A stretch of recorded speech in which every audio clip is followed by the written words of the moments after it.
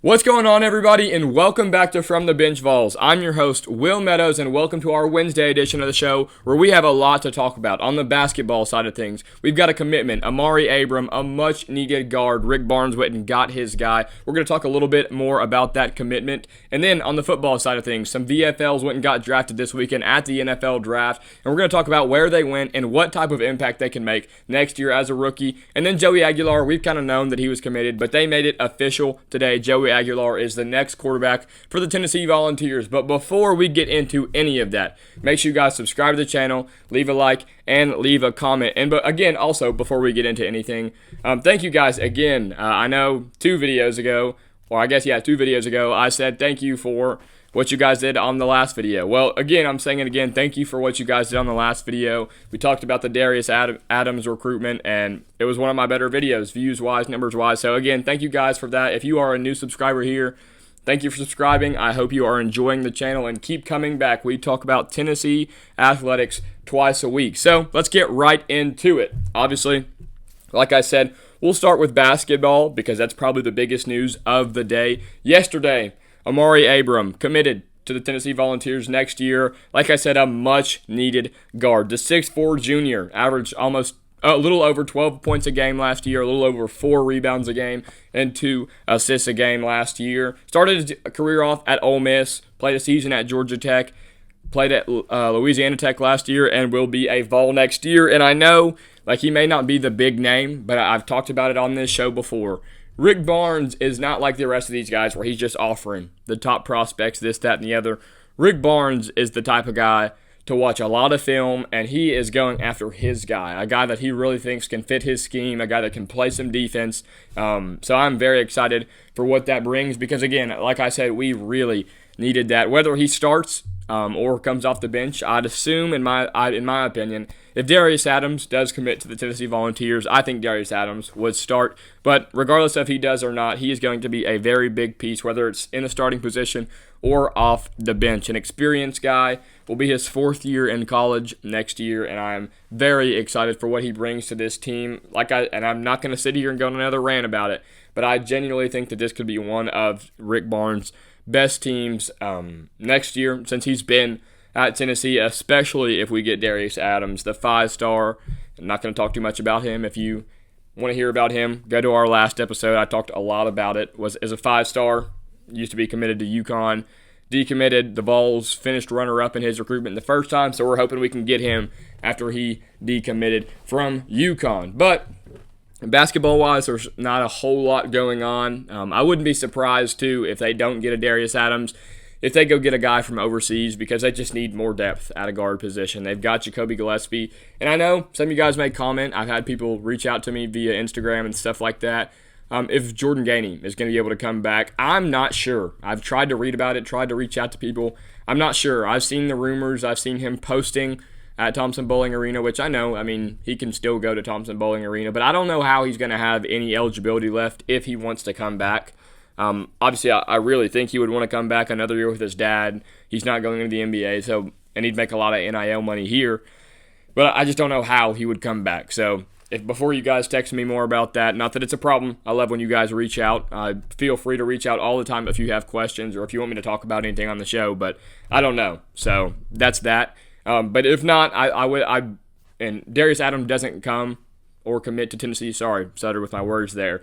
I could really see them going to get a European because they need depth at the guard position no matter what. And I'm sure, like I said, Rick Barnes will go find a guy in the middle of Europe somewhere that plays a lot of defense, very physical guy, who knows what. But like I said, not too much going on the basketball side of things. But on the football side of things, like I said, Joey Aguilar announced his commitment, made it official, will be the next QB1 maybe in Knoxville next year. So obviously, I still think that is a competition between him, Jake Merklinger, and a little bit of George McIntyre, but I definitely think Jake Merklinger has the leg up on George McIntyre as he's a year older and has another year in the system. But Joey Aguilar will be a senior next year, by far the most experience when it comes to collegiate snaps. So who knows, man? Who knows? But I'm very excited for it. I'm glad that it's official. because, again, it's hard. I still personally think the Vols need to go get another receiver out of the portal. I don't know who it would be, but whether it's a 5-star or a 3-star, they need depth. Y'all know how high I am on Mike Matthews, but I just feel like they need another depth piece, and it's hard to recruit receivers when they don't even know who the quarterback's going to be. So I'm glad that is made official. But some guys that were already here were very good and are on their way to the NFL this weekend. The Vols had four former players drafted this weekend, and James Pierce Jr., Omar Norman Lott, Dylan Sampson, Dante Thornton Jr., in the order of James Pierce, Omar, Dante Thornton, Dylan Sampson. James Pierce Jr. was a first-round pick by the Atlanta Falcons. I know I said on the last episode, too, that I didn't know if he was going to be a first-round pick. I definitely think he was a first-round talent. He's going to team up with Jalen Walker, edge from Georgia, and he doesn't have to go far. He's just up the road at Atlanta. I think he's going to be a very, very good edge rusher in the NFL. I feel like he is massively underrated in the sense, like, he's just a speed rusher at the combine and to these analysis. Like, if you watched every Tennessee game this year, you know how much better James Pierce got in the run game as a run stopper. More power. In my opinion, I just don't think he's just a speed rusher. Obviously, an incredible athlete with great speed at the edge position, but I feel like he's a lot more than just a speed rusher. And then, sadly, I know I literally said on the last episode that I did not want Omar Norman Lott to go to the Kansas City Chiefs. As I am a big Bills fan, I refuse to cheer for the Chiefs. Omar Norman Lott was one of my was probably my second favorite player on the team last year, besides Jermod McCoy, who we're also going to talk about a little later into this show. But I loved Omar Norman Lott, man. I hated to see it, but he is a second-round selection. I wanted to see him go to my Bills, but he doesn't. He didn't, excuse me. But I'm very happy for him, an incredible player, and this is not a biased pick. I'm not going to sit here and say every player is going to be really good in the NFL. I think Omar Norman Lott has everything that it takes to be an incredible top-tier defensive tackle in the NFL, especially as a pass rusher. I know he's a little smaller for the defensive tackle position, but quick feet. He explodes out of a three-point stance so fast. Explodes into offensive linemen, and I really, really think his hands are heavy. He is strong, low center of gravity. I think Omar Norman Lott has just about all it takes to be a Pro Bowler, All-Pro, maybe not an All-Pro, but a Pro Bowl defensive tackle in the NFL. I just hope that he does it somewhere other than the Kansas City Chiefs. That's the only thing I'll say. But he does get to go learn behind Chris Jones, who is arguably the best defensive tackle in the NFL right now. Makes a lot of sense. Was a good pick by the Chiefs, who unfortunately had a really good draft.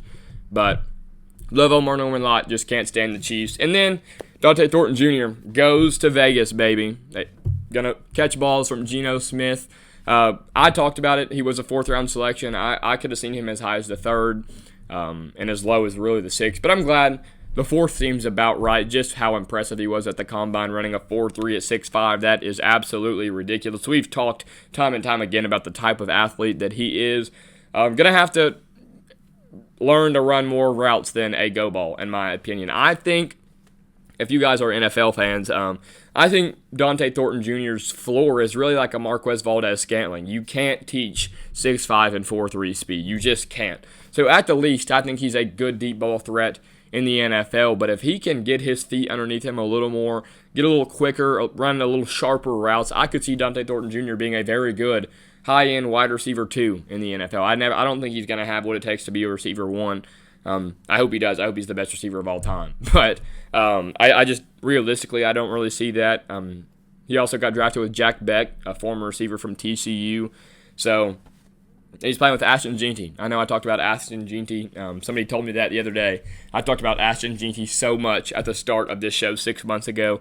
My boy gets drafted with Dante Thornton Jr. So I think Dante Thornton Jr., floor, Marquez Valdez-Scantling, ceiling, a high-end wide receiver 2 in the NFL. And then Dylan Sampson, the fan favorite, one of the better running backs in the history of Tennessee.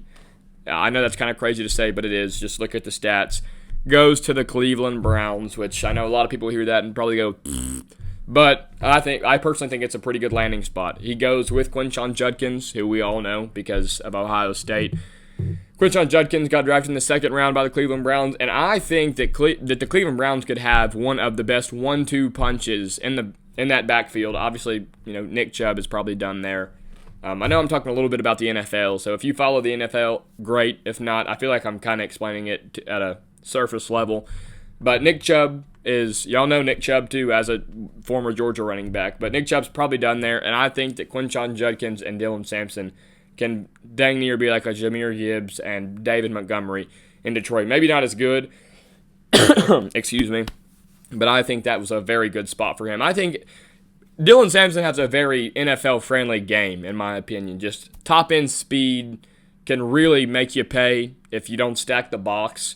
But he has high receiving upside, in my opinion. A solid route runner. If he can just hold on to the ball. I know he struggled with that a little bit midway through the year last year, but if he can hold on to the ball, I think and this, again, I know I'm sounding like a Tennessee homer right now, I think he can be one of the top running backs in the NFL. I know that may sound a little crazy, but just turn on the tape, man. The guy doesn't really have a flaw in his game. He's always been quick and making people miss, but this year, as the main guy, really showed a low center of gravity, getting his pad level pretty low. I mean, the low man wins in football, and he was tough to take down. Like, not even from a juking people out standpoint. Like, he was breaking tackles this year. I really do believe that he can be one of the better running backs in the NFL. It's definitely a long shot. Maybe not one of the best, but a top 15 type of guy, a high-end running back one. Or it's like the Lions have right now. They have 2 top 15 running backs in the NFL. I'm not saying he has to do it on another team to be the running back one, but I feel like him and Quinshon Judkins can really complement each other. It's going to be interesting to see what that situation is in Cleveland, especially with the quarterback situation. That's definitely going to factor in. He gets to team up with Cedric Tillman, though, who's in Cleveland as it is, but I personally think Shedeur Sanders will be the starting quarterback for Cleveland by the end of that year, and I think that would help Dylan Sampson because Shedeur Sanders is a top 15 player in this year's NFL draft. Just, we all know the off-the-field politics and antics, but I think Shedeur Sanders is a very, very good quarterback, but that's besides the point. And then guys like Elijah Simmons, Will Brooks, somehow John Campbell, I'm sorry, but I'm going to say somehow, John Campbell signed somewhere as unsigned free agents. I couldn't find it, but I'm not sure if Brew McCoy did, which is kind of surprising to me, was rated about a 5th-round grade by ESPN. But I also can kind of say I understand it, which, again, stinks because I love Brew McCoy. Hard to bring down, but I don't know if he's fast enough to play as a receiver in the NFL. He's old and is coming off that gruesome injury that he had not last year but the year before. So, it just doesn't really add up well, but I think if he got drafted somewhere, he'd have to put on a lot of muscle and move to tight end, but I cannot find it if he signed somewhere. If you guys know, let me know, but I could not really find anything. Usually a Google search just does it for you these days, but I read a few things and went down the line of undrafted free agents that signed somewhere, and I just couldn't find Brew McCoy's name. So let me know if you guys find out anything about that. And while we're still on the topic of the NFL draft, my favorite player on the Tennessee football team, you guys know, Jermod McCoy, obviously coming off that ACL injury that he suffered just practicing by himself after the season. Hopefully he is ready by the beginning of the season this year, but Jermod McCoy is in the way too early 2026 NFL draft, mock draft, a first-round pick. He is the first DB off the board, because I count Caleb Downs as a safety, but true defensive back, he is the first off the board to most experts. So I have been saying that. I was you can ask my buddies, whoever, and really on this show, even though I kind of started it midway through the college football season this year, but Jermod McCoy was so dadgum good last year. He was the best corner in the SEC, in my opinion. Him and Trey Amos, I think, go hand in hand. But that dude is so good. Such a physical corner, but a great athlete. We saw the types of catches he was making against Alabama, the one-handed catch in the end zone. We all know about that. But he is just so technically sound. He can come up at the line of scrimmage and make contact with receivers early. I think Jermod McCoy, God, I sound like a Tennessee homer, really has what it takes to be one of the best defensive backs in the NFL. I know I said it. Gosh, this is really, you can tell a Tennessee fan is doing this podcast. And I'm usually pretty honest with you guys. I feel like y'all know that. I don't really sugarcoat anything. But Jermod McCoy should and probably will be, even though I know the way too early mock drafts are sometimes, not very accurate. A lot of way too early mock drafts had Jane Pierce as the number one pick in the NFL draft this year, and then he went, 26 or something like that, 24. So still very good player, first round pick, but not the first pick at all. But I do think Jermod McCoy has what it takes and will be the best defensive back in college football next year, and then be a first round pick. There, I said it. I'll stop being a homer to the University of Tennessee. But I think that is going to all but wrap it up for today's episode. Make sure you guys subscribe to the channel, leave a like, leave a comment about how you feel about this Amaree Abram commitment. I really like it. Again, I trust Rick Barnes when it comes to that stuff. Really going to get his guy. But I do still think that somebody else needs to be picked up to help fill out that guard depth. Let me know what you guys think about, though. But again, thank you guys for the last episode. I really do appreciate you guys and the channel growing. So that's that. I do really appreciate you guys for joining in this episode, our Wednesday edition of From the Bench. I will see you guys on Friday. Go Vols.